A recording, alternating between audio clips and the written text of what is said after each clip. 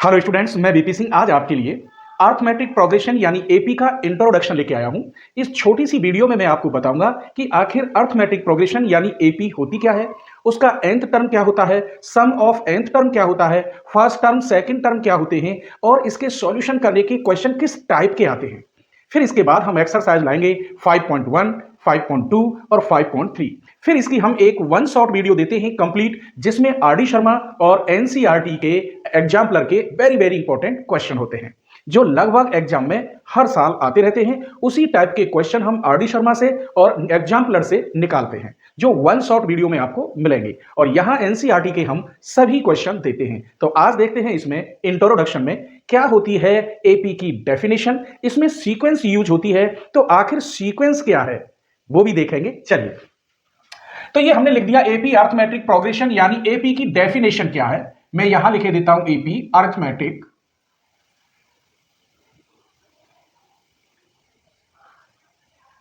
Progression.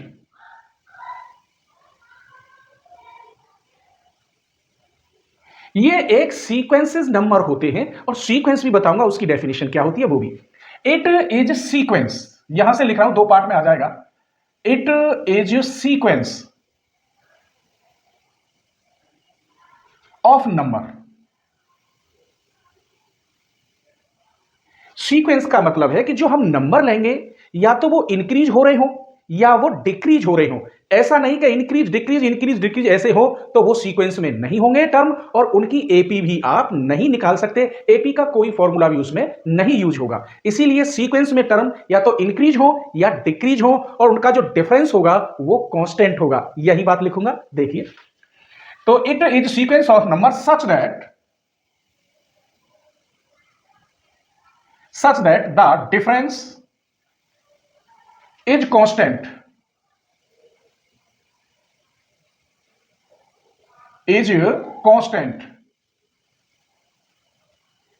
Difference क्या होगा उसका, कांस्टेंट होगा। अब बात रही सीक्वेंस की, तो सीक्वेंस के लिए भी एक लाइन लिख रहा हूं। सीक्वेंस क्या होता है ये देखिए।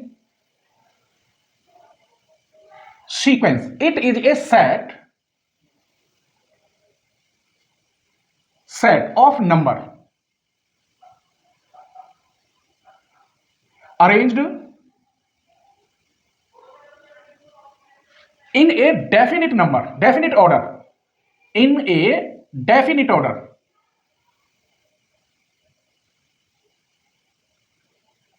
ये डेफिनेट ऑर्डर में अरेंज होंगे, या तो अरेंज इंक्रीज होंगे जैसे 2, 4, 6, 8, 10, या डिक्रीज होंगे जैसे 20, 18, 16, 14। लेकिन डिफरेंस जो होगा दो टर्म का वो कांस्टेंट होगा। कांस्टेंट का मतलब है सभी का डिफरेंस सेम आएगा। देखिए कुछ एग्जांपल लेते हैं।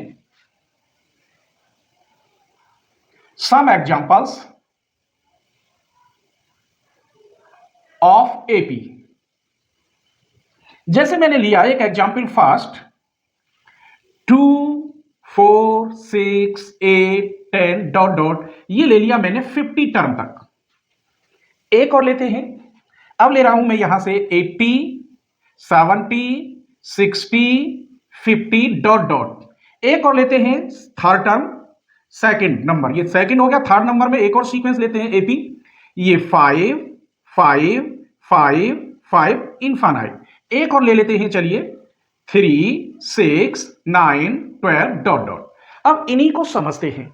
इनकी जो डेफिनेशन है, सीक्वेंस ऑफ नंबर, जो नंबर है उनकी सीक्वेंस होगी। सीक्वेंस का मतलब क्या है, वो अरेंज हो रहे होंगे इंक्रीज या डिक्रीज, और डिफरेंस क्या होगा, कांस्टेंट। देखिए यहां से 2, 4, 6, 8, 10 ये इंक्रीज हो रहे, आगे को जो टर्म बढ़ते हैं उन्हें हम इंक्रीज बोलते हैं। और डिफरेंस देखिए 2, 2 का डिफरेंस है। जब सेम डिफरेंस होता है तो उसे हम कांस्टेंट डिफरेंस कहते हैं। ऐसा मैंने लिखा है डेफिनेशन में।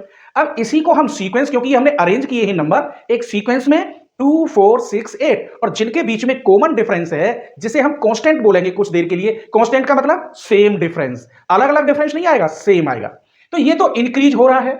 ये देखिए 80, फिर 70, फिर 60, फिर 50 डॉट डॉट, ये डिक्रीजिंग होता जा रहा है। लेकिन डिफरेंस इसमें भी कांस्टेंट है, 10, 10, 10। दो टर्म के बीच में डिफरेंस कितने का है, 10 का है। तो ऊपर वाली क्या हो रही थी, इंक्रीज, नीचे वाली हो रही थी डिक्रीज। तो ये हम अरेंज कर रहे हैं नंबर को, जिसे सीक्वेंस कहते हैं। ये 5, 5, 5, इनमें सभी में डिफरेंस कितना है, 0 का है। इसमें से इसे माइनस करो, इसमें से इसे, या 5 माइनस ये, किसी में से कोई माइनस करेंगे तो 0 आएगा। तो इसमें भी कांस्टेंट डिफरेंस निकला क्योंकि कॉमन डिफरेंस 0 है। इधर देखिए 3 6 9 12 डॉट डॉट, तो इसमें भी डिफरेंस कितने का है? 3 का। जो सेम डिफरेंस आपको बता दूं कि अगर मोटरसाइकिल 30 की स्पीड से चल रही है, ना वो उसकी 32 हो रही स्पीड, ना 28 हो रही, हर जगह 30 की स्पीड, तो उस स्पीड को हम कांस्टेंट स्पीड कहेंगे। ऐसे ही यहां पर सब जगह डिफरेंस 3 का हो रहा है, ना कहीं 4 का हो रहा डिफरेंस, ना 2 का, तो ऐसा डिफरेंस कांस्टेंट डिफरेंस होता है। तो जो सीरीज इंक्रीज हो सीक्वेंस के टर्म या डिक्रीज हो और बीच में उनका डिफरेंस कांस्टेंट हो, वो एपी होती है। क्लियर हो गया मेरे बच्चों? क्या होती है? एपी। आगे हम इसके टाइप बताएंगे। एपी में फाइनाइट टर्म भी होंगे और इनफाइनाइट टर्म भी होंगे। देखिए फाइनाइट एपी क्या होती है? Finite AP, the AP has finite term called, ये कॉल्ड लिख रही है फाइनाइट एपी। अब एग्जांपल, फाइनाइट टर्म का मतलब काउंटेबल। जैसे यहां 50 तक है तो ये फाइनाइट एपी हो गई, क्योंकि यहां हम 50 तक काउंट कर सकते हैं, और ये डॉट डॉट है तो कोई पता ही नहीं है, ये इनफाइनाइट एपी हो जाएगी। एग्जांपल देखिए, इसी को लिखे देते हैं 2 4 6 8 डॉट डॉट, कहां तक? 50 टर्म तक। लास्ट में अगर नंबर दिखाई देता है तो वो एपी कैसी होगी? फाइनाइट होगी। क्लियर? अब आती है इनफाइनाइट एपी। बस यहां इनफाइनाइट लगाना है, द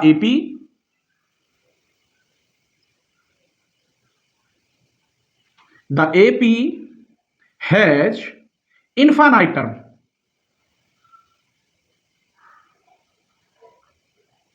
called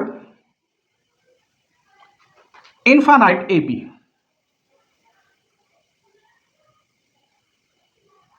जैसे एग्जाम्पल देखिए, इसी को ले लो, इसको ले लो, ये वाला लिख रहा है 3 6 9 12 डॉट डॉट, कहां तक है? इनफाइनाइट टर्म तक। तो जो एपी है उसके कितने टाइप होते हैं? 2, फाइनाइट एपी होती है और इनफाइनाइट एपी होती है। फाइनाइट एपी में लास्ट में टर्म आपको दिखाई देगा, उसका एंड टर्म मिलेगा, लेकिन इनफाइनाइट एपी में एंड टर्म नहीं मिलेगा। तो यहां तक इस पेज की ये बातें क्लियर हो गई होंगी मेरे बच्चों। अगर वीडियो पसंद आ रही हो तो प्लीज लाइक कर दीजिए और चैनल को सब्सक्राइब करके बेल आइकन को प्रेस करना, जिससे नोटिफिकेशन आपके पास पहुंच जाएगा नेक्स्ट वीडियो का। आइए अब हम देखते हैं जनरल टर्म, जिस पर क्वेश्चन काफी आते हैं। जनरल टर्म क्या होती है एपी की, या जनरल फॉर्म क्या होती है एपी की, वो देखते हैं। आइए इधर देखते हैं general term in AP. General form कह दो या टर्म इन एपी। इसमें जनरल टर्म होता है a plus D, A plus 2d, A plus 3d, A plus 4d, A plus 5d dot dot. अब यहां हमने देखा वास्तव में कॉमन डिफरेंस सेम होगा। ये तो फर्स्ट टर्म है आपका, इसे फर्स्ट टर्म कहेंगे, इस वाले को सेकंड टर्म, इस वाले को थर्ड टर्म, इस वाले को फोर्थ टर्म, इस वाले को फिफ्थ टर्म, और इस वाले को सिक्स्थ टर्म। ऐसे ही आगे बढ़ते चले जाएंगे। अब आप कहेंगे सर कि ये जनरल टर्म बता दिया, लेकिन हम कैसे पहचाने कि जनरल टर्म है? तो ये ए यहां फर्स्ट टर्म है और डी क्या है? डिफरेंस। इसमें से इसे माइनस करो, इसमें से इसे करो, इसमें से इसे, सबका कॉमन डिफरेंस डी आएगा। सेम देखिए, अगर इस टर्म में से इसे माइनस करोगे तो क्या आ रहा है? डी। इस टर्म में से इसे माइनस करोगे, ए से ए कट गया, 2d माइनस डी, तो यहां भी डी। इसमें से इसे करोगे, ए से ए माइनस गया, 3d माइनस 2d, यहां भी डी। सभी में कॉमन डिफरेंस डी आएगा। अब हम यहां क्या लिखते हैं? हेयर फर्स्ट टर्म ए है और कॉमन डिफरेंस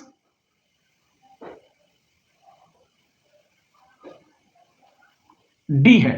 कॉमन डिफरेंस क्या है? डी, और फर्स्ट टर्म ए है।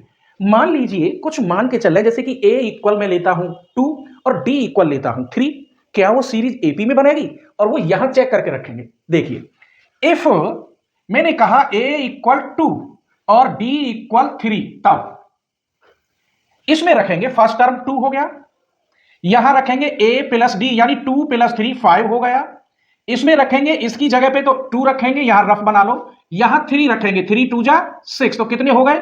8 हो गए। इसमें रखेंगे इसकी जगह पे 2, यहां 3 3 3 जा 9, तो ये कितने हो गए 11। ऐसे ही आप लिख सकते हैं। अब आप चेक कर लीजिए कि ये एपी है या नहीं है।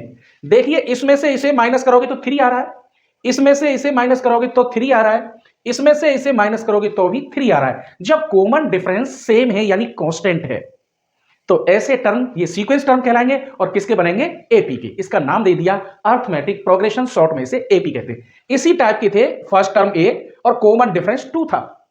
फर्स्ट टर्म 80, कॉमन डिफरेंस -10 था। यहां लिख देता हूं, ये मैंने लिख दिया। ए इक्वल यहां क्या बनेगा 2 और डी इक्वल भी यहां 2 आएगा। इसमें से इसे माइनस करो या इसमें से इसे करो या इसमें से इसे, ये यही नियम होता है, रूल्स होता है डिफरेंस निकालने का। नेक्स्ट टर्म में थे बिफोर टर्म, अगले वाले टर्म में से पहले वाले टर्म को माइनस करते हैं और ऐसे देखते हैं कॉमन आएगा सेम डिफरेंस। अब यहां इसमें से इसे देखो, यहां पर ए इक्वल क्या है 80 और डी इक्वल इसमें से इसे माइनस करोगे तो माइनस के 10, इसमें से इसे माइनस करोगे तो माइनस की 10, इसमें से इसे करोगे तो भी माइनस की 10, तो यहां -10 आया। इसमें a इक्वल 5 और डिफरेंस आपका 0 आया। देख लीजिए, किसी में से माइनस कर लीजिए 0। इसे देखिए, यहां पर a इक्वल 3 और d इक्वल भी 3 ही आया, 3 का डिफरेंस है। अब तो क्लियर समझ गए। तो हम कहां तक पहुंच गए 2 5, ये वाला इसमें हमें रखने पर ये रफ बनाया था। ये वाली सीरीज में a इक्वल 2 d इक्वल 3 ये मैंने अपनी तरफ से रखा है मेरे बच्चों। आप a की जगह पे 5 रख लें, d की जगह पे 4 रख लें, नई एपी बन जाएगी। a की जगह पे 10 रख लें, d की जगह पे 12 रख लें, तो फिर और नई एपी बन जाएगी। अब समझ गए कि आखिर एपी क्या होती है। तो इसके बाद अब हम कुछ फॉर्मूले बताते हैं। एक बात और देखते हैं, हमने क्या देखा इसमें एक नई चीज जिससे काफी क्वेश्चन सॉल्व होते हैं। ये टर्म सेकंड है तो 1d है, सेकंड से एक कम। ये तीसरा टर्म है थर्ड, तो यहां कितनी है 2d है। फोर्थ टर्म में 3d आया है, फिफ्थ टर्म में 4d।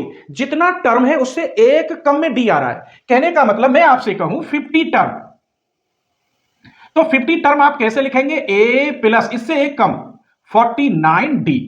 जैसे 6 टर्म है तो एक कम आ गया, यहां 5 है, फिफ्थ में यहां 4 है, फोर्थ में यहां 3 है, तो 50 में कितना होगा ये। मैं आपसे कहूं 19 टर्म, ये लाइन खींच तो ये अलग है, तो ये होगा a प्लस 18d। ये बात सीख गए क्लियर, कोई प्रॉब्लम नहीं आएगी। आइए, तो यही मैंने बात यहां लिख दी। अब हम कह रहे हैं जैसे कि ये है टर्म, मैं इससे पूछता इस क्वेश्चन में, जैसे कि ये 1 2 3 4 5 टर्म, इसका कितना है 10 है। मैं पूछता इसका 15वां टर्म क्या होगा, तो आप ऐसे थोड़ी निकालेंगे, इसके लिए फॉर्मूला है। क्या है, फॉर्मूला है। जैसे ये सीरीज है डॉट डॉट, ये तो इनफाइनाइट है। मैं पूछता इसमें 500वां टर्म क्या होगा, 500वां टर्म। जैसे 1 2 3 4, 4वां टर्म 50 है, तो 40वां टर्म क्या होगा, उसे हम कैसे निकालेंगे। यहां 1 2 3 4, फोर्थ टर्म 12 है, इसमें मैं कह रहा हूं कि 20वां टर्म कैसे निकालेंगे, तो उसके लिए फॉर्मूला देखिए। क्लियर समझ में आ रहा होगा मेरे बच्चों, अपने एक फ्रेंड को शेयर कर दीजिए। आइए देखिए, find the number of term, यहां नोट लिखे देता हूं, इसी को हमें निकालना है। Find the number of term, find the number of term. एक तो इस प्रकार क्वेश्चन आता है, दूसरे तरीका से भी आता है, ऐसे में यहां और यही लिखे देता हूं, और फाइंड द nth टर्म, ऐसे भी लिखा होता है, फाइंड द nth टर्म। तो ये find the number of term या फाइंड द nth टर्म, दोनों का मतलब एक ही है। तो nth टर्म निकालने के लिए कुछ फॉर्मूला होते हैं। आइए, जैसे इसे या इसे निकालने के लिए a मींस एपी में चलिए तो ए से करेंगे डिनोटेड, और ये nth टर्म निकाल रहे हैं, इसके लिए फॉर्मूला होता है a plus n-1 into D. हमारे पास हर चीज है, ए भी मिलेगा, डी भी मिलेगा, और जितना टर्म पूछेगा उसका नंबर भी मिलेगा। सपोज करिए मैंने यही सीरीज ले ली, कौन सी ले ली, ये वाली सीरीज। तो मैं एक सीरीज ले रहा हूं, ये वाली 2 5 8 11। अब इसमें 4 टर्म है, मैं कह रहा हूं 10वां टर्म क्या होगा, तो मैं पूछ रहा हूं फाइंड a10, ये 10वां टर्म क्या होगा। तो इसके लिए हमें फॉर्मूला लगाना होगा nth टर्म वाला, ये, और यहां n की जगह पे आप क्या रखेंगे 10, तो 10वां टर्म अपने आप निकल आएगा। और फिर तुम नंबर लगा लगा के चेक करना, जो मैं निकालूंगा यहां 10वें नंबर पर वही टर्म होगा। देखिए इसमें यहां पर a इक्वल क्या है, फर्स्ट टर्म 2, डिफरेंस कितना है 5 माइनस 2 3, 8 माइनस 5 3, 11 माइनस 8 3, तो कॉमन डिफरेंस 3। अब हम फॉर्मूला लिखेंगे पहले nth वाला। वी हैव क्या फॉर्मूला, ए एन इक्वल क्या होता है, a plus n-1 into d. N की जगह पे क्या रखोगे 10, यहां लिखे देता हूं, और n इक्वल क्या है 10 है, ये पूछ रहा है। तो यहां a 10, ए की जगह पर 2 रखेंगे, एन की जगह पर 10 - 1 और डी की जगह पर 3। तो यहां 2 + 9 × 3, 9 3 जा 27 और 2 31। तो यहां पर ए 10 टर्म निकला 31। आप ऐसे ही लिखते जाएंगे जैसे ये लिख रहा है, तो लास्ट में जो 10वां टर्म होगा वो 100% 31 होगा। तो इस पेज की आप स्क्रीनशॉट ले लीजिए। कुछ सम ऑफ nth टर्म वाला और रहा है, छोटी सी वीडियो है, क्लियर समझ में आ रहा होगा, स्क्रीनशॉट ले लीजिए। तो एक और फॉर्मूला रहा है सम के लिए, उसे और देख लेते हैं, और लास्ट टर्म के लिए भी एक छोटा सा फॉर्मूला उसी में बनता है, उसको भी देखते हैं। चलिए, सम ऑफ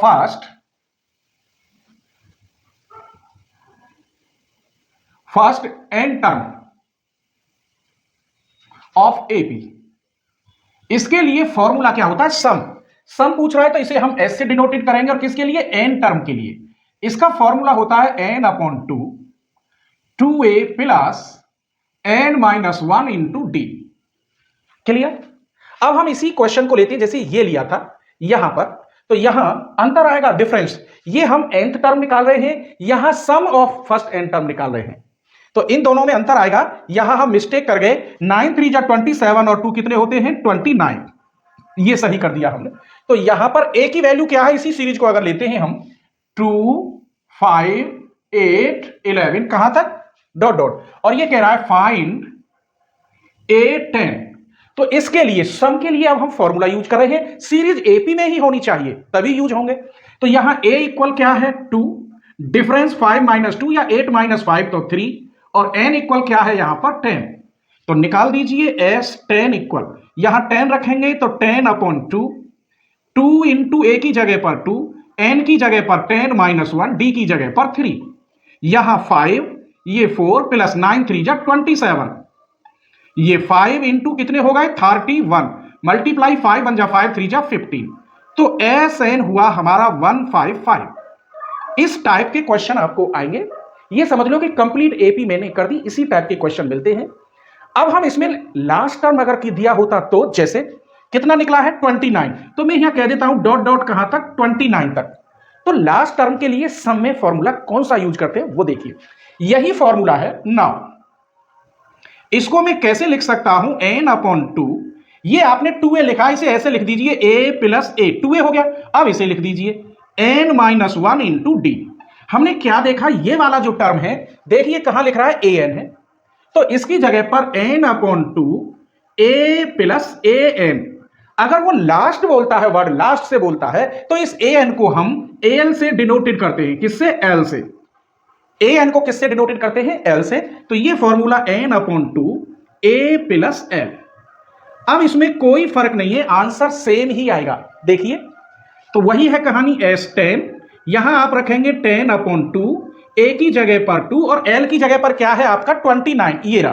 तो मैं यहां लिखे देता हूं, कहां बनाई है सीरीज हमने? सीरीज ये डॉट डॉट कितना? 29 तक। तो इसकी जगह पे लिखेंगे 29। तो ये हो गया 5, ये दोनों प्लस हो गई 31, ये 5 1 जा 5 3 जा 15। सेम आंसर आया, कोई भी डिफरेंस नहीं है। क्लियर हो गया? तो आज ये इंट्रोडक्शन हमने आपको बताया। नेक्स्ट एक्सरसाइज 5.1 में ऑल क्वेश्चन आपको देंगे, लेकिन आर.डी. शर्मा के क्वेश्चन जो मिलेंगे वो आपको मिलेंगे वन शॉट वीडियो में। लेकिन वो तभी क्लियर होते हैं जब आपका यहां बेस क्लियर हो। आप एपी में सिंपल क्वेश्चन निकालना जानते नहीं और आरडी पे पहुंच गए तो फिर कुछ भी नहीं मिलेगा, ना आरडी मिलेगी और ना ही आपको एनसीईआरटी मिलेगी। इसीलिए आप पहले एनसीईआरटी का बेसिक क्लियर करें, तब आप आरडी शर्मा पे पहुंचे। इसीलिए हम आपको इसकी ऑल एक्सरसाइज देंगे और एग्जाम में 5 to 10 मार्क्स का आता है। स्क्रीनशॉट ले लीजिए।